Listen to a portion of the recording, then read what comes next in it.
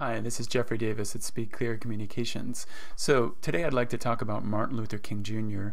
and what we can learn from his speech making. Of course, he was one of the greatest public speakers in history. A lot of people aren't aware that the words "I have a dream" were actually not in the "I have a dream" speech.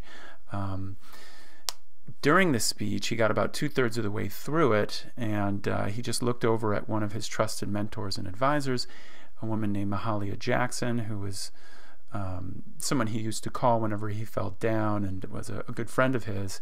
She looked at him and said, "Tell him about the dream, Martin." And Martin Luther King Jr.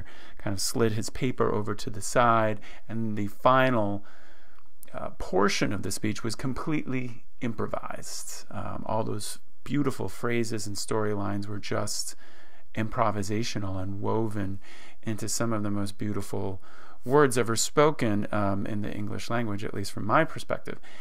And, you know, of course, not all of us have this type of genius, but what can we learn from Martin Luther King Jr., specifically from the "I Have a Dream" speech? I think one thing we can take away is that you don't need to be wedded to the words in your speech. It's enough to have a basic skeleton, to have a basic structure of bullet points to your speech.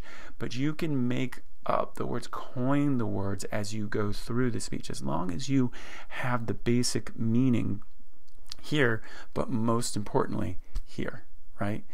Because if you make that heart connection to your audience like Martin Luther King Jr. did, then there's not a lot of ways in which you can fail. I mean, success is pretty much the only alternative. So as you're going about making your speeches today, keep this in mind, keep it loose, keep it improvisational, and speak well.